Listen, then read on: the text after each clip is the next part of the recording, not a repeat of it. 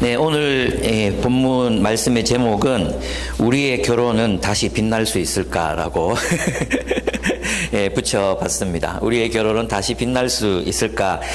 빛이라는 단어를 쓴 이유는 베드로전서에서 말씀하고 있는 이 가정생활은 선교적인 가정생활이기 때문에 그렇습니다. 그래서 이 제국이 지배하는 그 시대에 그들의 가정은 그 제국의 질서에 함몰당하지 않은 채 또 한편으로는 제국의 질서를 뛰어넘어서 어떤 하나님 나라의 가치를 실현해야 했기 때문에 그런 가정생활로 이제 빛이 되어야 했거든요. 그래서 이제 우리의 가정생활은 우리 안에서도 하나님의 뜻대로 살아가는 그런 사랑의 가정이 되어야 하기도 했지만 또 외부인들이 봤을 때도 하나님 알지 못하는 사람들이 봤을 때도 그리스도인의 가정은 참 아름답구나, 참 좋구나, 이런 이제 비치는 그런 가정생활이 되어야 한다는 게 베드로전서의 주장입니다.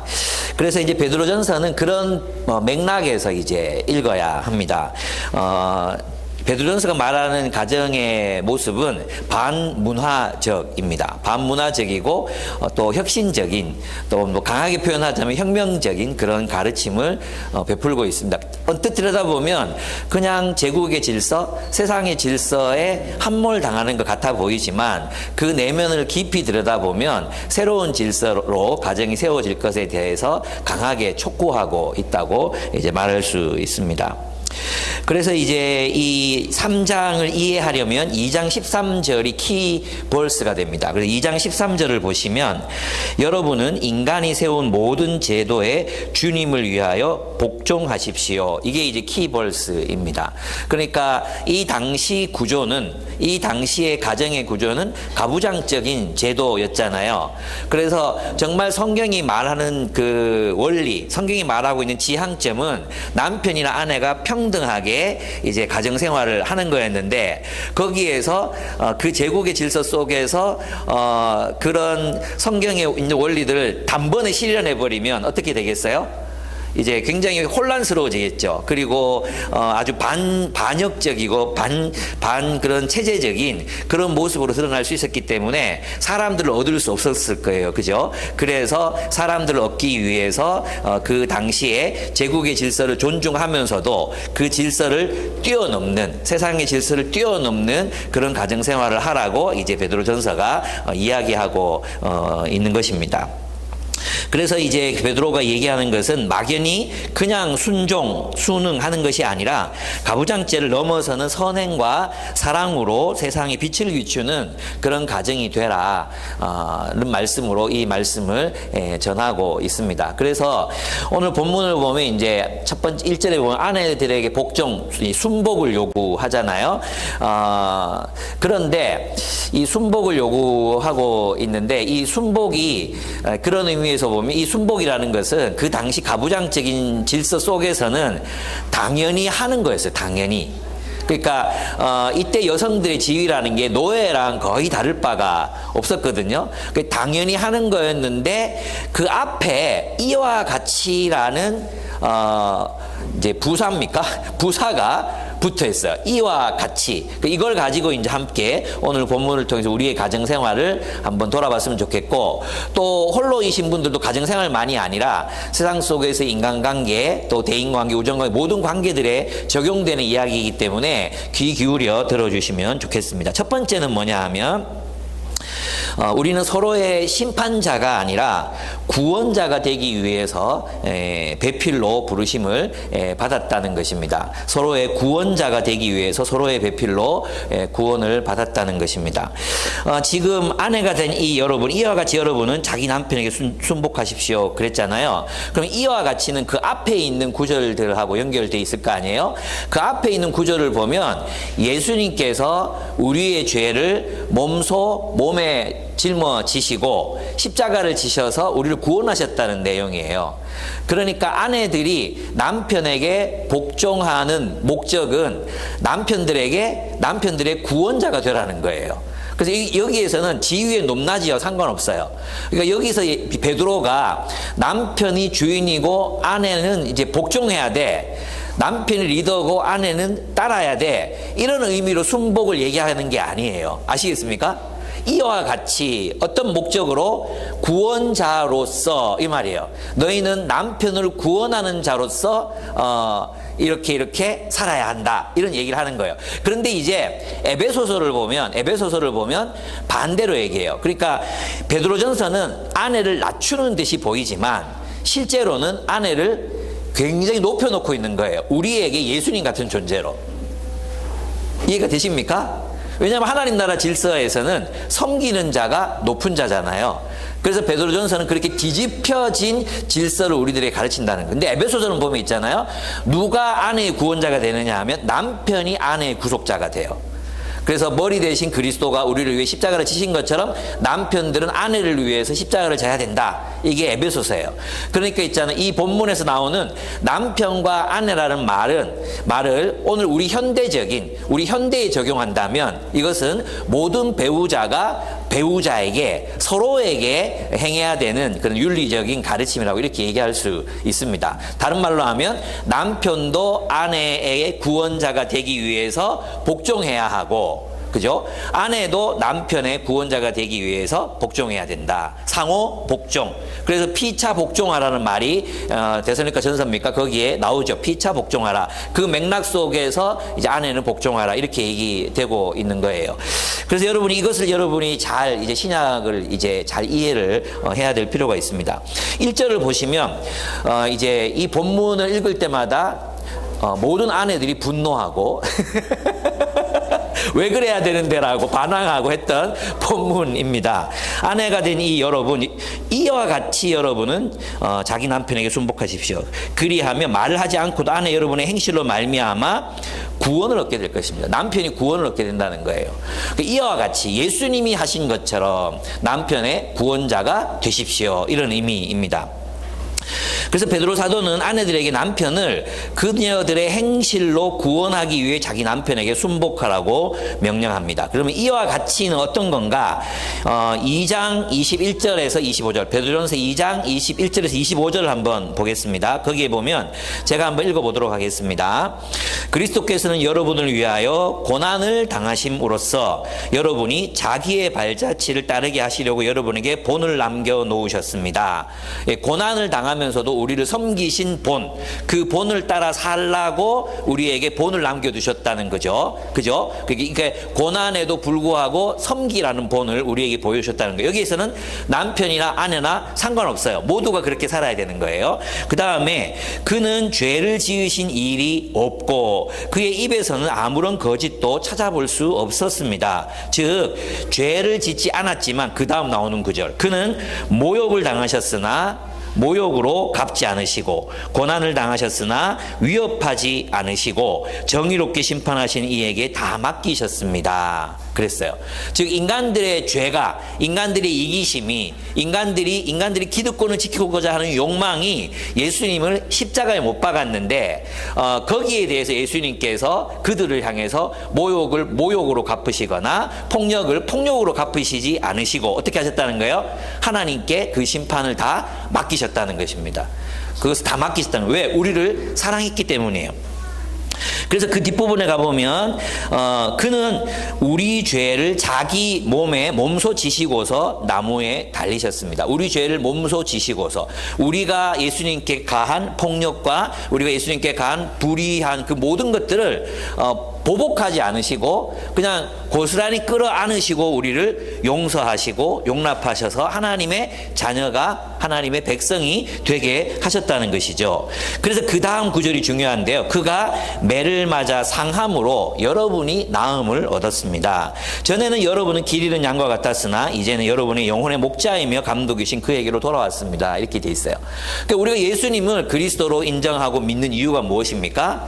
그분이 우리의 죄에도 불구하고 우리를 용서하시고 인내하시고 사랑하시고 목숨을 버리시기까지 우리를 섬기셨잖아요. 그래서 우리는 주님께로 돌아올 수 있었다는 이야기예요. 그래서 그분이 매를 맞음으로 우리가 그분에게 매질을 했지만 그분은 우리를 그 매질을 참으시고 우리를 사랑하셨어요. 우리를 섬기셨어요. 우리에게 하나님 나라라는 복을 주셨어요. 이해되십니까? 그래서 그 본을 따르라고 우리를 부르셨다는 거예요. 그럼 이 본에는 남자 그리스도인만 따라야 됩니까? 여자 그리스도인만 따라야 됩니까? 모두가 따라야 되는 거예요. 모두가 이와 같이. 그래서 뒷부분에도 이와 같이, 남편에게도 이와 같이가 나오는 거예요. 요약돼 있지만 아시겠죠? 그래서 저는 이제 아내를 위한 윤리는 복종이고 남편을 위한 윤리는 지배다 이렇게 보지 않는 거죠. 베드로전서는 그렇게 말하고 있지 않습니다. 이와 같이 하나님 나라의 질서를 따라 복음의 지식을 따라 우리가 서로를 사랑해야 될 것에 대해서 이야기하고 있습니다. 그러면 이제 베드로전서 2장 21절에서 25절에서 말한 것처럼 그리스도는 어떻게 하셨는가? 우리를 위해 고난을 당하셨습니다. 그죠? 왜? 사랑하기 때문에 고난을 당하셨어요. 그러니까 우리 배우자들이 서로를 사랑하는 데는 뭐가 필수적으로 따라오는 거예요? 고난이 필수적으로 따라오는 거예요. 고난이 필수적으로 따라오는 거예요. 그리고 거기에 또 두 번째는 보면 그는 죄가 없으셨지만 모욕과 고난을 받으셨어요. 우리가 배우자를 사랑하는데 또 뭐가 따라오는 거예요? 모욕이 따라오는 거예요. 모욕이 따라오는 게 모욕을 당하셨어요. 빈정거림, 비웃음 이런 것들을 당하셨어요. 예. 그렇지만 그분은 보복하지 않으셨어요. 예. 그리고 다시 이제 독한 말로 쏘아 붙인다든지 또는 뭐 잠자리를 거부한다든지 아니면 뭐 정을 안 준다든지 그죠? 그래서 아주 냉담하게 대한다든지 이렇게 이제 보복하지 않으셨습니다. 그 결과를 하나님께 맡기셨습니다. 세 번째, 그리스도께서는 우리 죄를 자기 몸에 지시고 그래서 이게 뭐예요? 우리가 그에게 행한 폭력을 그대로 몸에 지시고 십자가에서 달려 돌아가셨다는 그런 이야기입니다. 물론 여기서 그러면 배우자의 학대를 우리가 인내하고 수용해야 되느냐 그걸 말하는 건 아니에요. 그 학대에 대해서는 또 다른 성경에서 다른 본문에서 분명하게 저항할 것에 대한 얘기를 했잖아요. 오른뺨 대라, 그 다음에 사과를 요구해라 이런 것도 있었잖아요. 그래서 여기서는 일반적인 예수의 본을 따르는 것에 대해서 이제 얘기하는 것입니다.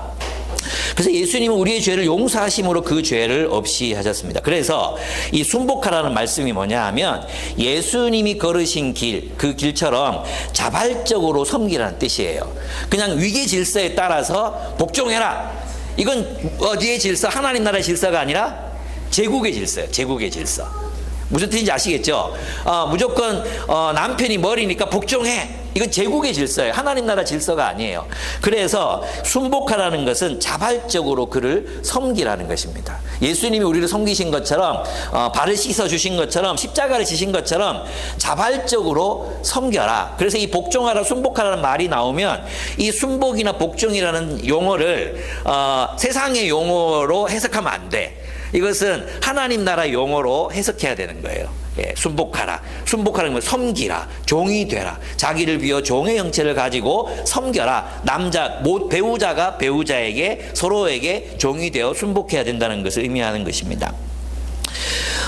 왜 이렇게 말했느냐 하면 당신은 가부장적 사회였기 때문에 베드로의 관심은 당대의 질서 속에서 복음의 빛을 드러내는 것이어야 했다는 거죠.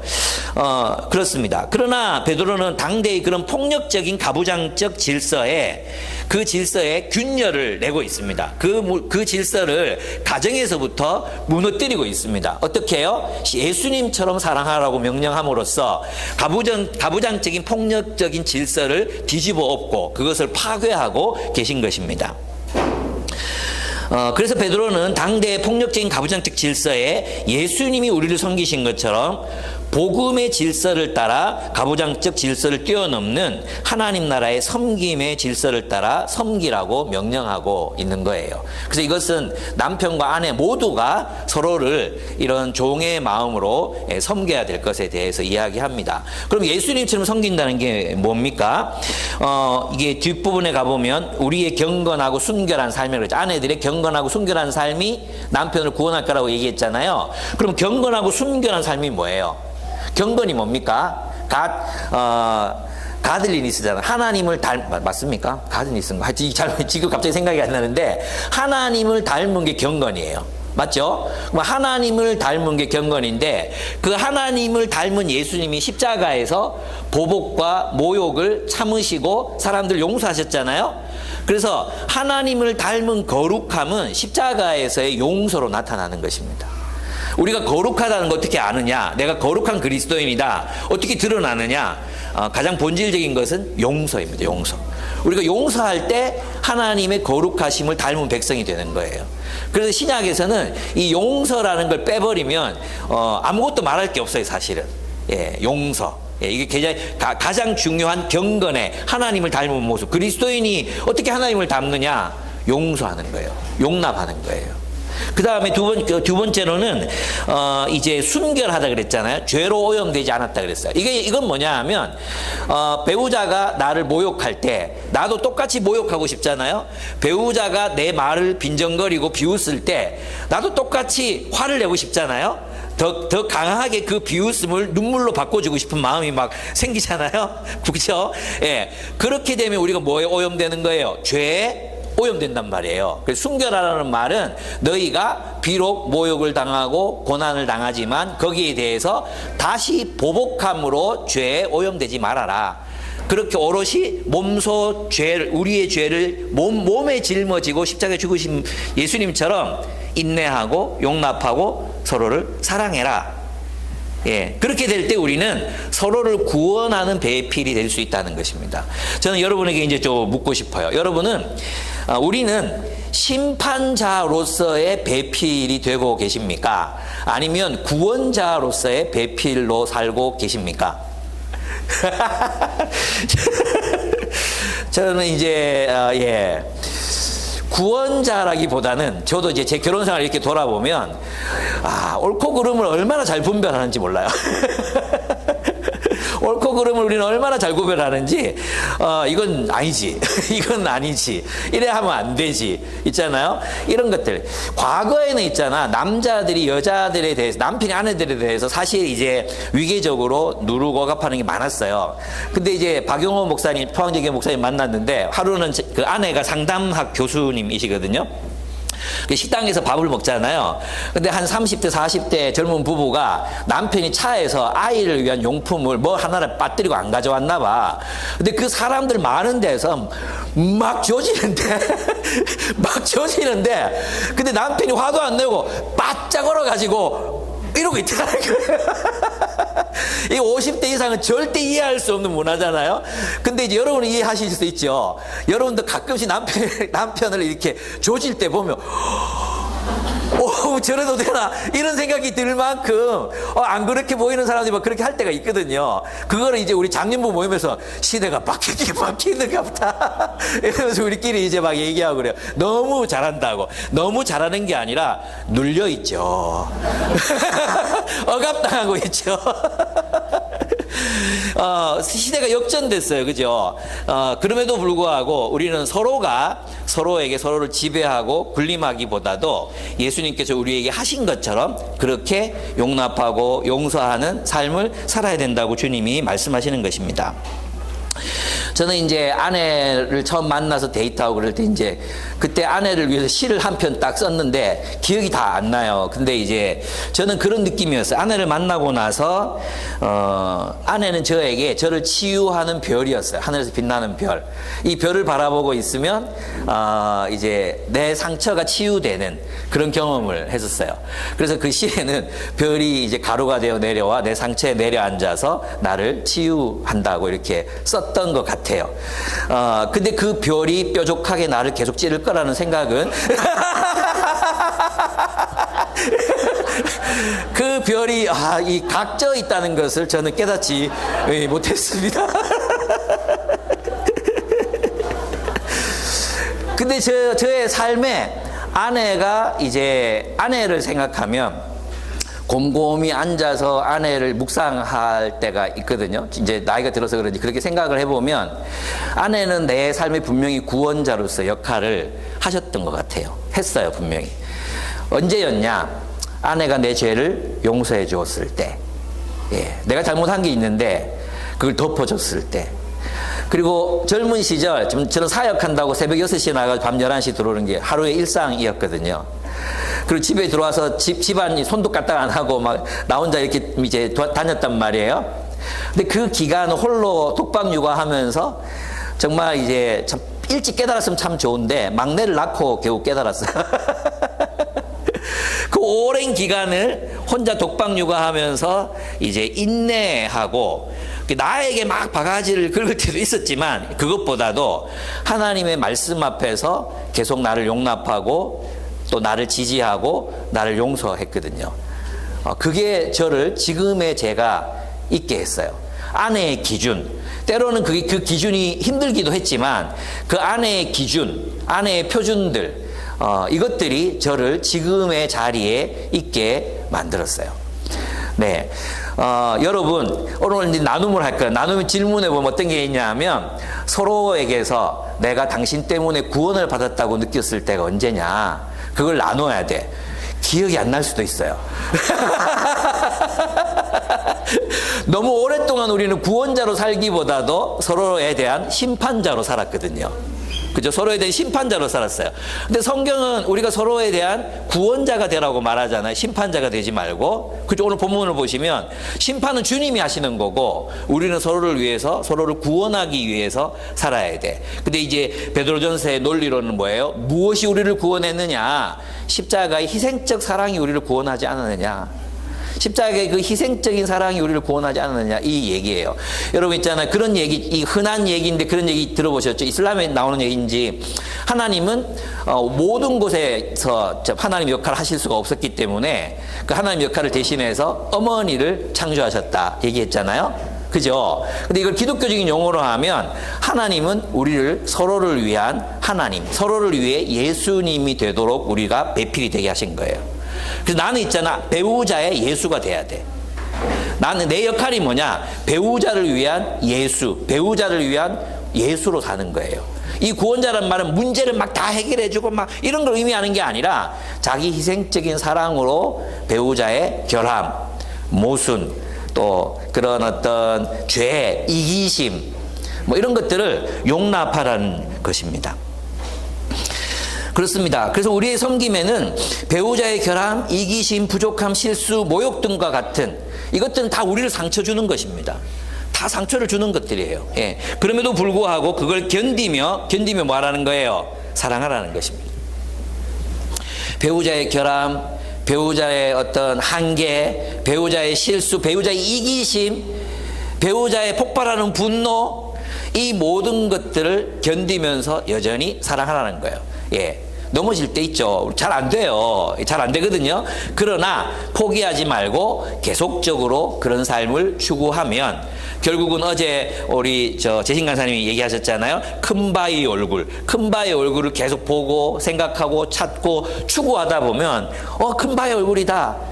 그렇게 그것을 찾았던 사람이 큰 바위 얼굴로 그 얼굴이 변하듯이 그의 모습이 바뀌듯이 우리도 예수님처럼 사랑하기로 결단하고 계속 십자가를 묵상해야 됩니다. 그래서 최근에 나온 김상봉 목사님의 결혼 플랫폼이라는 책을 보면서 제가 깜짝 놀랐는데 굉장히 쉽게 쓰셨어요. 쉽게 쓰셨는데 저랑 똑같은 얘기를 했어요. 가정이 하나님 나라가 돼야 된다. 우리 가정을 취해 법권으로 두시면 안 돼요. 가정도 하나님이 다스리시는 공동체여야 한다는 거예요. 그래서 가정에 뭐가 있어야 돼? 십자가가 있어야 되는 거예요. 가정에도 십자가가 있어야 되는 거예요. 서로를 대할 때 십자가의 사랑으로 서로를 대하도록 계속해서 십자가를 바라보고 묵상하고 그렇게 살아야 된다는 것입니다. 부하가 치밀고 심판하고 싶고 대갚아주고 싶을 때 그 심판은 주님께 맡기고 배우자에게 선을 베풀라. 그럼 너의 그 행위로 너는 그 남편, 그 아내를 구원할 수 있을지 모른다. 라고 하는 것입니다. 여러분은 서로에게 구원자가 되었던 그 날들을 기억하십시오. 최근에 이제 만났던 한 목회자 모임에서 한 분이 그렇게 얘기하시더라고요. 뭐 교회 두 곳에서 뭐 이렇게 정의를 부르짖다가 다 쫓겨나고, 그러니까 교회에서 쫓겨나니까 사택이 없어지잖아요. 그러니까 막 뭐 먹고 살아야 될지 모르겠고 진짜 자살까지 결심했대요. 죽어야 되겠다 이 생각까지 들었대요. 심지어는 핸드폰에서 요금 낼게 이게 요금을 못 내니까 와이파이 있는 곳에서 카카오톡으로만 6개월 카카오톡으로만 이제 통화하고 보내고 이렇게 6개월을 살았대요. 그러다가 이분이 삶을 다시 살겠다는 결단을 하게 된 게 바로 아내를 만난 거예요. 아내를 만나서 대화를 나누고 살다. 그리고 커피를 만났대요. 그래서 이분에게 커피와 아내는 구원이에요, 구원. 예, 우리도 그랬잖아요. 여러분도 서로가 서로의 구원이라고 생각했던 적이 있었잖아요. 믿었던 적이 있었잖아요. 네, 그걸 떠올려 보시는 것입니다. 그리고 앞으로도 계속 그렇게 서로의 구원으로 살아가겠다고 결단하시는 것입니다. 이것은 배필만이 아니라 모든 사람들에 대한 태도가 그렇게 되어야 한다는 거예요. 그 다음에 두 번째, 그러면 그렇게 사랑하려면 어떻게 해야 되느냐? 예수께서 우리를 섬기신 것처럼 서로를 사랑하려면 속사람을 단장해야 된다. 그랬어요. 속사람을 단장해야 된다. 뭘로 단장해야 되느냐? 온유함으로 단장해라. 영어로 보면 gracious, 은혜로운, 자애로운, 자비로운이라는 뜻을 가지고 있습니다. 이런 뜻으로 번역됩니다. 그리고 앞 뒤에는 정숙함, 온유함과 정숙함이라고 얘기했잖아요. 이 정숙함이란 조용한 영혼을 말하는 거죠. 이 조용한 영혼은 뭐냐 하면 내성적이다, 내향적이라는 뜻이 아니라 마치 깊은 강물은 어떻게 흐릅니까? 천천히 흐르거든요. 깊은 강물은 조용히 흐릅니다. 그죠? 얕은 강물 어떻게 흐릅니까? 지랄발광을 하면서 흐릅니다. 그러면서 막 흘러갑니다. 그러나 깊은 강물은 조용히 흐릅니다. 조용히. 예. 그런 깊은 내면을 가지라는 거예요. 깊은 내면. 은혜롭고. 그러니까 우리의 속사람 어떻게 단장해야 되느냐? 은혜롭고 깊이 있는 내면, 깊이 있는 속사람으로 단장을 하라는 거예요. 그 내면이 없이는 사랑이 안 돼요. 그 깊은 내면, 아름다운 내면들이 없이는 사랑이 어떻게 가능하겠습니까? 근데 우리의 내면을 여러분 무엇으로 장식하고 무엇으로 꾸밀 수 있을까요? 이거 굉장히 중요하잖아요. 무엇으로 꾸밀 수 있을까요? 예? 언어예요, 언어. 여러분 안에 아름답고 진실한 언어가 가득 차 있어야 돼. 그 어디서 배울 수 있겠어요? 성경을 통해서 배울 수 있는 거예요. 성경. 그리고 우리 교부들이 쓴 책들, 그죠? 수많은 사람들이 또 쓴 책들, 6월 달에 곧 나올 내 책, 이 책들을 여러분이 읽으셔야 되는 거예요. 예. 그래서 나는 행복하게 살기로 했다. 제목도 좋지 않습니까? 예. 여러분의 내면이 아름다운 언어들로 가득해야 돼요. 그래서 여러분의 내면이 어떤 언어들로 형성되어 있는지를 살펴봐야 돼.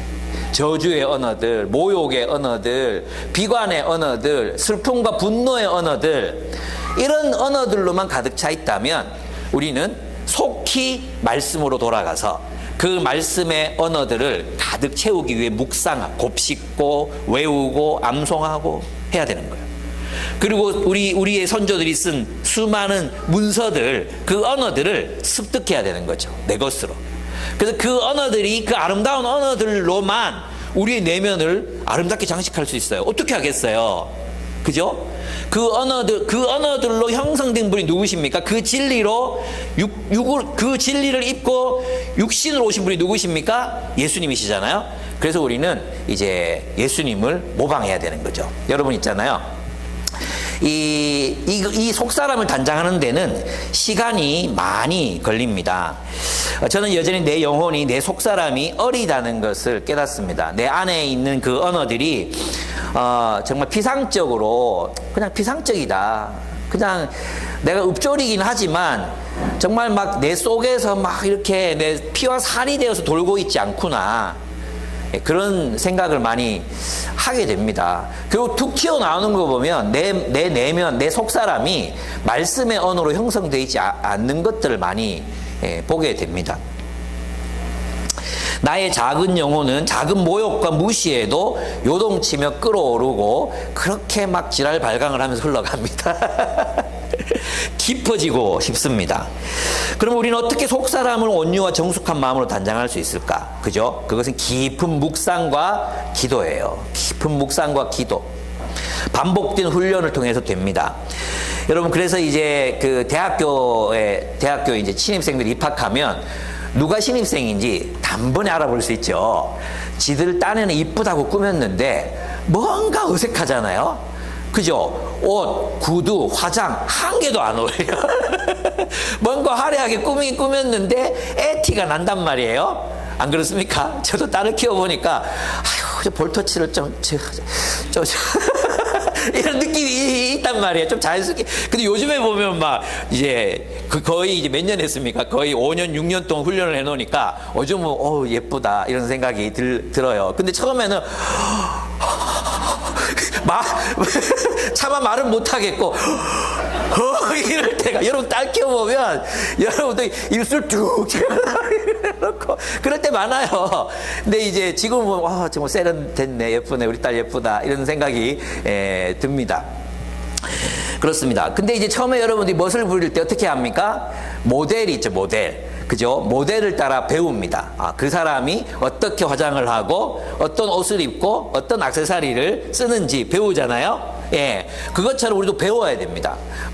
남자들도 옷 잘 입는 남자들은 그냥 아무거나 입지 않습니다. 그죠? 남성 잡지를 봅니다.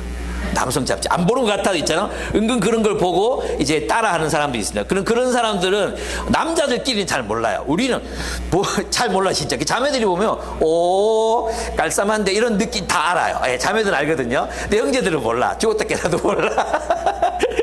그래서 요거 좀 자매들한테 배워야 되는데 우리 속 사람을 단장하는 것도 마찬가지예요. 모델이 있어야 되는 거 모델. 그죠? 그 모델 예수님이잖아요, 예수님. 그리고 여러분이 존경하는 그리스도인 선배들, 그들을 따라서 이렇게 배우는 거예요. 따라해야 돼요. 그거 없이는 우리가 예쁘게 우리 속사람을 단장할 수가 없습니다. 두 번째는 한 번에 되지 않는다는 것을 깨달아야 합니다.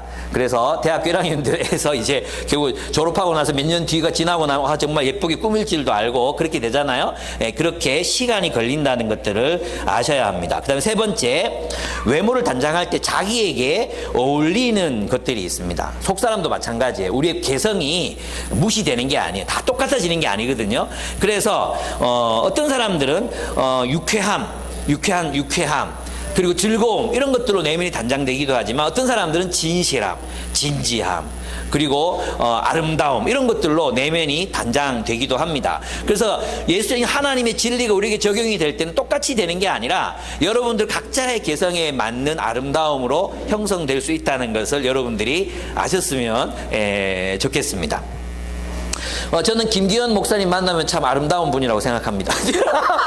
남자가 남자를 아름답다고 하니까 좀 약간 이상해가지고 그렇긴 한데, 근데 저는 김기현 목사님 따라갈 수가 없습니다. 이분은 학자고, 저는 학자시잖아요. 목회자의 그런 정체성보다는 학자로서의 정체성이 더 강하신 분이거든요. 근데 내가 이제 지금 나이 김기현 목사님 막 따라하고 뭐 이렇게 하는 건 아니잖아요. 저는 제 나름의 아름다움이 있잖아요. 제 아름답지 않습니까? 네. 아멘! 이혁 씨밖에 없습니다. 전부 다 키워놔도 소용없어요. 예, 그렇습니다. 꽃들의 모습이 다르고 또 열매의 모습이 다르듯이 우리도 각자의 모습으로 사랑과 은혜를 꽃피우면 됩니다. 때로는 그게 강직하게 보이기도 하고 때로는 진실함으로 나타나기도 하고 부드러움과 온유함으로 나타나기도 해요. 개성이 다 달라요. 요즘은 제가 성숙한 목사님들 이렇게 만나보면 진짜 뭐 다 달라요. 다. 다른데 나름의 매력들이 있어요. 그리고 서로가 서로를 용납할 줄 알고 사랑하고 이렇게 되거든요. 그런 여러분의 아름다운 모습들로 내면 여러분의 속사람이 단정되어 가야 사랑이 가능한 거예요. 예. 이 사랑 어떻게 우리 가꾼다고요? 언어로 가꾸는 거예요. 언어.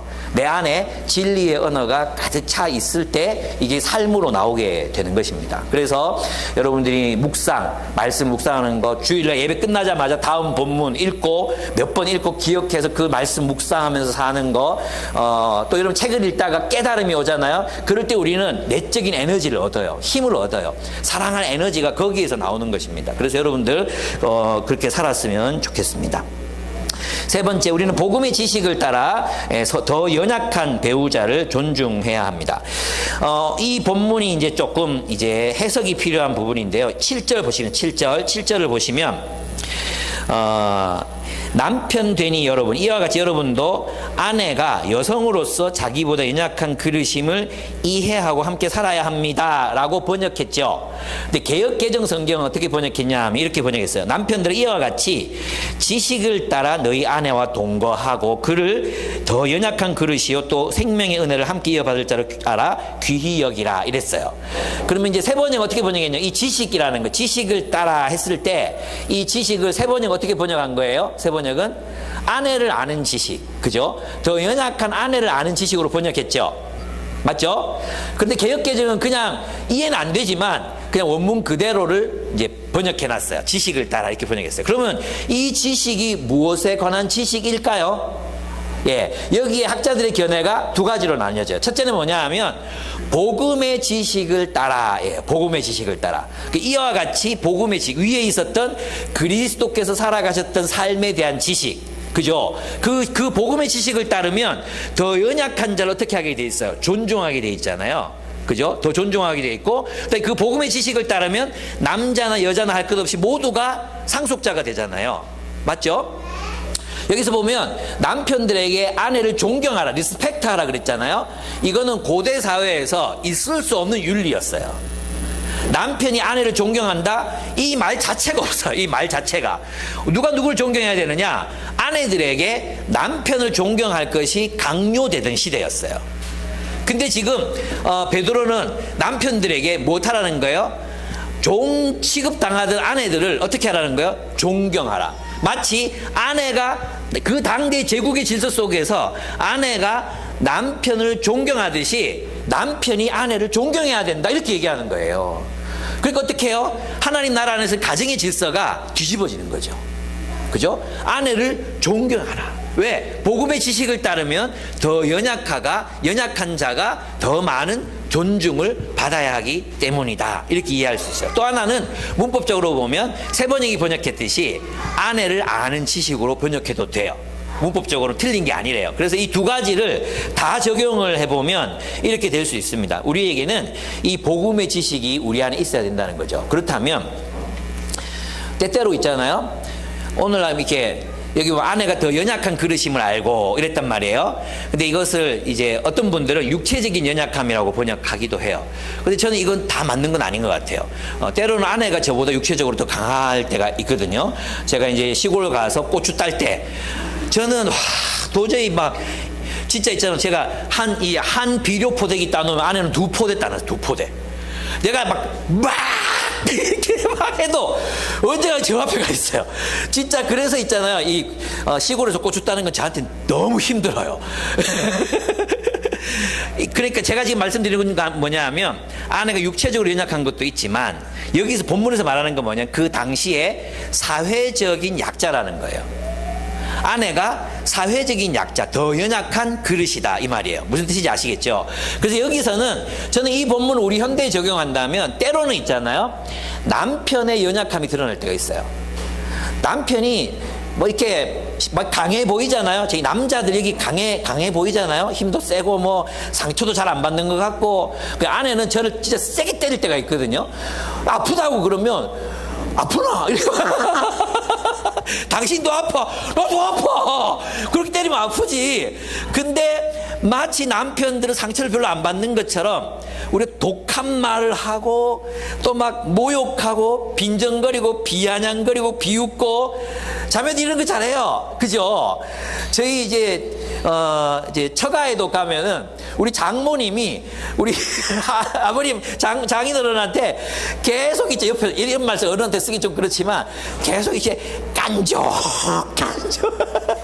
아이고 저 봐라 아이고 저 봐라 이러고 계속해서 놀려. 그러면 이제 몸도 아프시니까 놀리면 다 아이고 이 장인어른이 막 화가 나가지고 막 그런다 하면서 있잖아요. 막 그래 막 이렇게 화를 막 내시는 거예요. 생각보다 남자들이 강하지 않습니다. 굉장히 약해질 때가 있습니다. 그래서 여러분 그 연약함을 아셔야 돼요. 또 남편도 아내들이 보면 남편들의 공통적인 생각이 뭡니까? 내 아내는 나보다 강하다, 이렇게 생각하잖아요. 그죠? 나보다 더 강하다, 나보다 더 잘 살고 있다, 그리고 아내들을 다 그렇게 생각하잖아요. 아내는 틀릴 수 없다, 아내는 전지전능하다, 이런 생각들을 남편들이 다 갖고 있단 말이에요. 맞죠? 말로 표현은 안 해도 그렇잖아요. 그러니까 남편들은 아내들에 대한 모종의 열등감 같은 게 있어요. 뭔가 항상 이런 거죠. 아내 앞에 서면 죄인이 된 느낌으로 살아요. 이런 느낌 안 받아본 사람 있으면 손 들어 보십시오. 아무도 없을 거예요. 저는 아내 앞에만 서면 편안하게 수용된다는 느낌보다 또 내가 죄를 지었구나. 또 내가 뭘 잘못했구나, 이런 생각들이 나를 압도할 때가 진짜 많거든요. 근데 이게 모든 남자들이 다 그래, 다. 그래서 뭐냐 하면 이런 거예요. 남편이든 아내든 서로가 약해질 때 그 약함을 아는 지식이 필요하다는 거죠. 이 사람의 과거, 이 사람의 결핍, 이 사람이 잘 무너지는 것, 또 이 사람은 이렇게, 저는 그래서 아내에게 포기한 게 있다 그랬잖아요. 그래, 잔소리 해라. 그래, 차 타고 갈 때 오른쪽 왼쪽 해라. 그 너무 화가 날 때는 나도 한번 얘기하겠지만 얘기를 못하게 하니까 막 미치려고 이렇게 말 못하게 하면 미치거든요. 그래가지고 말해라, 괜찮다, 내가 받아줄게. 때로는 그게 자기의 약점인데 왜 내가 못 받아주네요. 꼭 그렇게 만나거든요. 이 약점과 약점이 부딪히는데 이게 서로가 서로에게 충돌되는 지점, 그 지점에서 우리가 서로를 만나게 되거든요. 예. 그러니까 어쩔 수 없이 우리는 싸우기도 하지만 서로를 용납할 수밖에 없는 운명이라는 거예요. 용납해야 돼요. 그죠? 그게 십자가를 깊이 묵상하고 예수님을 계속 묵상할 때 가능해지는 이야기입니다. 여러분 서로 존중하고 계십니까? 이렇게 되려면 복음의 지식을 따라, 연약한 자를 아는 지식을 따라 이렇게 살려면 이거 새로운 지식이잖아요. 그죠? 새로운 지식이잖아요. 그럼 뭘 해야 돼? 그래서 아브라함에게 그 창세기에서 뭐라고 얘기했냐면 네 부모 친척 아비의 집을 떠나라 그랬잖아요. 고향을 떠나라 그랬어요. 마찬가지예요. 새로운 지식, 이 복음의 지식으로 우리의 인간관계를 새롭게 형성해야 되거든. 맞죠? 그럼 어떻게 해야 돼요? 옛 지식을 옛 세계를 떠나야 돼. 이걸 다른 말로 하면 이제 도은미 사모님 같은 경우는 사연이라고 얘기해요. 사연. 또 어떤 분들은 각본이라고 얘기해요. 각본. 내게 짜여진 각본이 있어요. 그 각본을 떠나야 돼. 내 인생 각본을 떠나야 돼. 내 옛 사연을 떠나야 돼. 새로운 이야기 속으로 들어가야 돼. 근데 있잖아, 이건 누가 가능하냐? 자기와의 거리두기가 가능한 사람이 가능해요. 이건 자존감이 높은 사람이 할 수 있는 거예요. 자존감이 높은 사람들은 자기를 현실적으로 볼 수 있어요. 자기의 말이 어떻게 상처를 주는지, 자기가 왜 그렇게 화가 나는지, 자기가 왜 그렇게 또 이렇게 막 쉽게 좌절하는지, 이게 자존감이 높잖아요. 높은 사람일수록 의식적으로 자기를 봐요. 의식, 자각, 컨셔스니스, 분별. 자기의 언어를, 자기의 인생 각본을, 자기의 사연을 볼 줄 아는 사람, 컨셔스니스. 의식적으로. 거리두기. 자기와의 거리두기가 가능해져야 그 다음에 뭐가 되는 거예요? 새로운 지식으로 들어갈 수 있는 거죠. 이 지식은 아내의 연약함을 아는 지식, 복음의 지식, 이 지식으로 이 새로운 언어의 세계로 들어가야 돼. 근데 여러분이 가정생활 할 때 교회에서는 새로운 지식으로는 살아요. 그런데 가정에 들어가서는 옛 각본대로 가는 거예요. 아, 이건 나의 자존심을 짓밟는 거다. 나의 자존심을 짓밟았으니까 나도 그렇게 할 수밖에 없다. 뭐 이런 거 있잖아요. 또 이것은 나를 모욕하는 거다. 이건 나를 판단하는 거다. 예. 이 인생 각본이 딱 여기 들어가는 거죠. 그래서 그 각본을 버려야 돼요. 내 아비 집을 떠나, 내 고향 친척을 집을 떠나야 돼요. 그리고 새로운 각본, 성경, 하나님 말, 복음의 지식, 그 복음의 지식, 그리고 배우자를 아는 지식, 그 지식으로 서로 사랑해야 한다는 겁니다. 그래서 여러분에게 부탁드리고 싶은 게 있어요. 여러분이 하는 말이 늘 하던 말이 아닌가, 습관적으로 늘 하던 말, 어떤 행동에 대해서 반응하는 반응 방식이 맨날 똑같아. 맨날 똑같은데 맨날 싸워. 맨날 해결을 못하면서도 똑같이 다람쥐 쳇바퀴 돌듯이 똑같이 반응해요. 그러니까 맨날 똑같이 계속 갈등이 일어나고 그 갈등이 반복되잖아요. 그때 이제 새로운 지식이 필요한 거예요. 예. 그때 아내가 막 나한테 막 하잖아, 나한테 막 잔소리 하잖아요. 그때 완전히 새로운 지식, 그냥 안아줘 버려. 아이고 요거 이렇게 한번 내 각본으로 니는 잘했나 막 이런 막 따지고 싶어요. 그죠? 근데 복음의 지식을 얘 있다 내가 야이 자식아 막 이러면서 막 안아줘 버리는 거지. 있다 막. 그럼 아내도 그 안에서 막 꿈틀꿈틀 대다가 으 하면서 또 울고 그런단 말이야. 미안해요. 이게 내가 마이크를 잡았으니까. 폭력이죠. 그런 새로운 각본으로 들어가야 돼요, 여러분이. 근데 맨날 똑같이 반응하고 똑같이 말하고 똑같이 상처받고 맨날 똑같이 하면서 관계가 좋아질 거라고 생각하면 안 돼요. 그 여러분이 내면이 이 말씀으로 충만해지고 깨달아지고 하면 여유가 생기거든. 그때는 좀 자극이 와도 넘을 수 있어요. 근데 여러분이 현실에 막 막혀가지고 있으면 이게 안 돼. 이 에너지가 안 나와. 그래서 여러분 많이 힘들고 어려워도 꼭 말씀 묵상하고 책 읽고 이런 시간을 꼭 가지셔야 됩니다. 그 다음에 마지막입니다. 네, 선을 행하며 평화를 추구하며 그것을 쫓으십시오. 그랬어요. 근데 이 선을 쫓는다는 게 뭐예요? 예, 선을 쫓으라. 한 마음 가져라. 근데 우리가 가져야 되는 한 마음이 뭐예요? 곧 그리스도 예수의 마음이니 종의 마음이에요. 종의 마음. 서로가 종의 마음을, 한 마음, 종의 마음을 가져라. 두 번째 뭐예요? 동정심을 품어라. 동정심을 품어라. 좀 불쌍히 여겨주세요. 얼마나 참 어릴 때 왜 이렇게 컸으면 저렇게 반응할까. 또 얼마나 어릴 때부터 무시당하고 자랐으면 저렇게 무시당하는 거에 대해서 저렇게 막 분노가 끌어올까. 예, 얼마나 사랑을 못 받았으면 내가 조금만 뭘 좀 잘못해도 저렇게 내 사랑을 의심할까. 좀 불쌍히 좀 서로 봐봐. 서로 봐봐. 좀 불쌍한 눈빛을 한번 봐봐. 예. 서로 좀 불쌍히 해주세요. 불쌍히. 예. 그리고 서로 사랑합시다. 또 겸손합시다. 내가 겸손이 뭡니까? 겸손이란 하나님 앞에 서는 거거든요. 내가 기준이 되는 게 교만이거든요. 내가 표준이 되는 게 교만이에요. 겸손이란 하나님을 우리의 표준으로 삼는 거예요. 겸손하게 좀 진리 앞에서 내가 그 사람 앞에 서는 게 아니라 나를 욕하고 나를 모욕한 사람 앞에 서는 게 아니라 하나님 앞에 서서. 그래서 보네포가 얘기했듯이 예수 그리스도를 중심에 두고 서로 교제해야 된다. 뭐라고 얘기했습니까? 우리가 우리의 본성과 본성으로 만나는 게 뭐라고 그랬어 그때? 기만이다. 기만. 거짓자와 거짓자가 만나는 기만이라. 기만. 그 거짓이에요. 거짓. 그게 거짓이라는 현실이 아니고 진짜 현실은 예수님의 십자가 앞에서 서로 보는 거예요. 십자가를 중심에 놓고 보면 이 사람의 원래 모습이 보여요.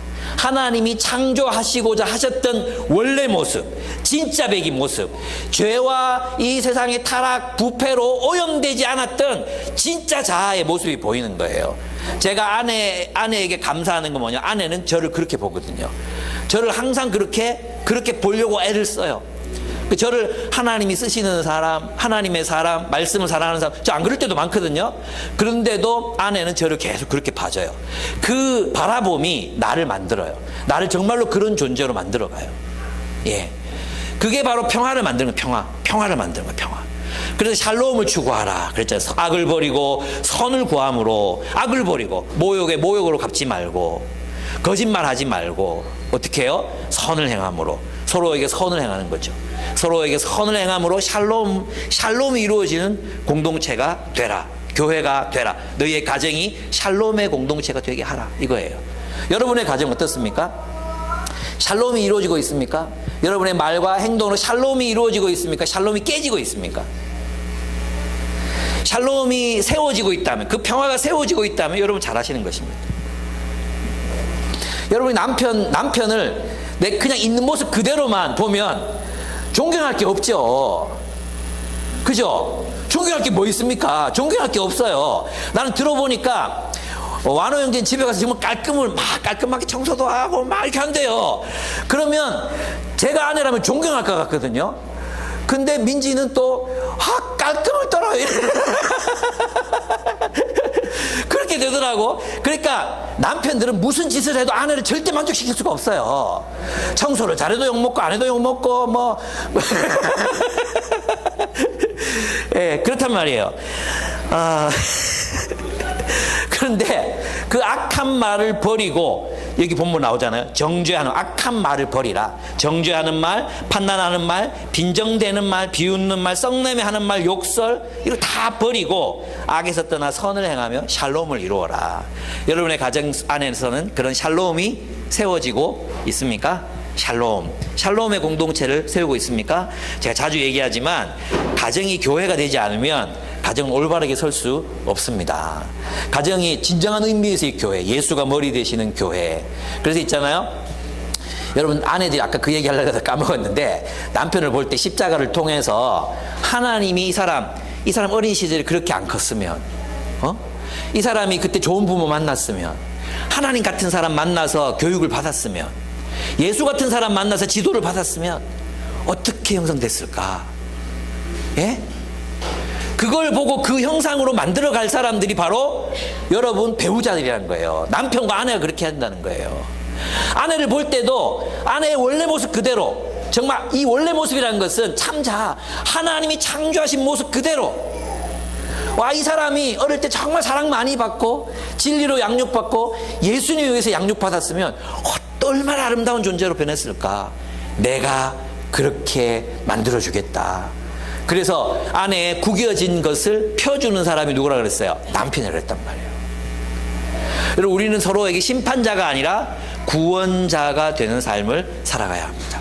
여러분, 그래서 여러분의 가정 안에 샬롬이 가득함으로 여러분의 결혼이 다시 빛날 수 있기를, 이제 그만 여기에서 그냥 대충 살자 이런 마음에서 좀 더 이제 빛날 수 있기를, 여러분의 내면이 하나님의 그 아름다운 보석들로 채워지고 또 그렇게 그런 삶을 살아가는 여러분들의 인생이 되기를 축복하고 또 축복하고 축복합니다. 아멘. 예, 그런 가정 세워갔으면 좋겠습니다. 함께 기도하겠습니다.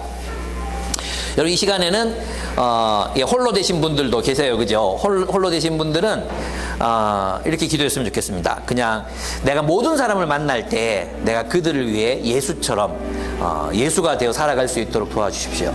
남편과 아내들은 하나님이 이제 내가 나의 아내의 예수님이 되어 살 수 있도록 도와주십시오. 예수께서 우리를 위하여 살아가셨던 것처럼 살 수 있도록 주님 도와주십시오. 그리고 정말 하나님이 창조하신 대로의 모습으로 내가 이 사람을 빚어가겠습니다. 만들어 가겠습니다. 사랑과 용납과 인내로 그렇게 하겠습니다. 그런 결단을 함께 주님께 드렸으면 좋겠습니다. 기도하겠습니다.